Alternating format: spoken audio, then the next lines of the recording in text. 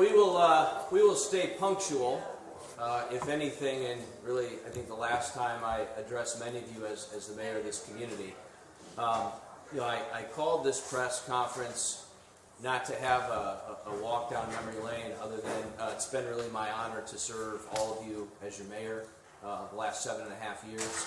This is definitely bittersweet in terms of the next chapter in my family's life, but it's definitely the right call with the young family. But I wanted to have this today because there's some other news in the city right now, and it's pretty monumental news, especially as I've come to know the individual sitting next to me.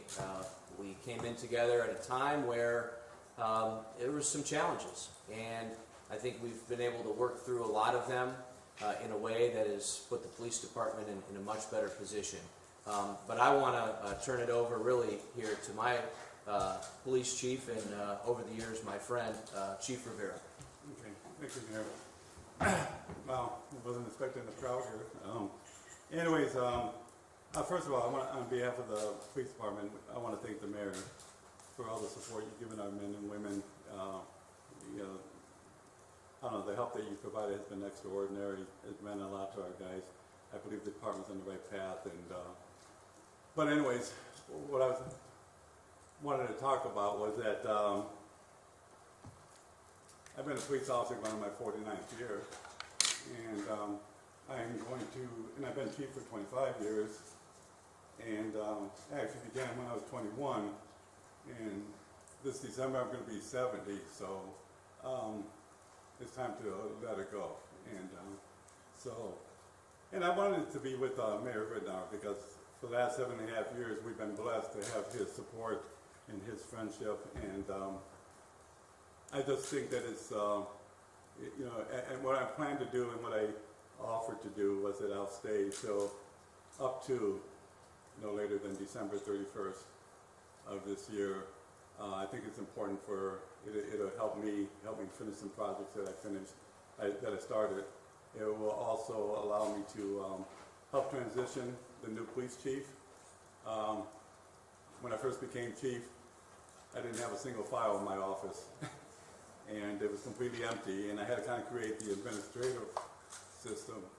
I want the new chief to know that he has the support and that there's a system in place.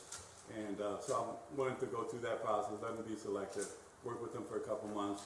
We're also, in about 10 days, going to have a new mayor, and I think it's important that I help transition the new mayor and really get them to understand how valuable the men and women of the Lorain Police Department are. And, what our role is, what our capacity is, and what our needs are and our challenges. And so that's the role I see for the next several months, and until that's done. When that's done, then I'll just go and kind of quietly disappear. It's been the greatest honor and privilege for me to wear the blue and gray for the last 49 years, and to wear the badge of a Lorain police officer and work with the best cops in the state of Ohio. So, and I'm trying not to get emotional on it. My voice is cracking, but I feel good about my decision. So I don't want you to think that I'm sitting here wondering if this is the right thing to do. But anyways, this has been a long journey for me. It started when I was an 18-year-old soldier in Vietnam. I read about a police chief in Oberlin. His name was Bob Ferber, and he was 30 years old. He was a college graduate. And so I wrote to him and said that that's something I'd like to do. And he invited me to ride with his guys when I came home on leave, and also was the first person to tell me about a new program, police science at Lorain County Community College. So I did that. And in fact, I rode with a guy named Robert Woodall, who later died in the line of duty. And then I rode with BJ, Bob Jones, who later became chief of Oberlin. And that cemented it for me. And so when I got out of the services a few months later, I started at community college. I worked in the blast furnace at U.S. Steel for 2 years. Right after I turned 21, I got on the police department.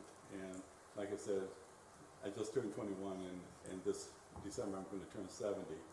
So I've been blessed with the idea that I've been able to serve in different positions throughout the department.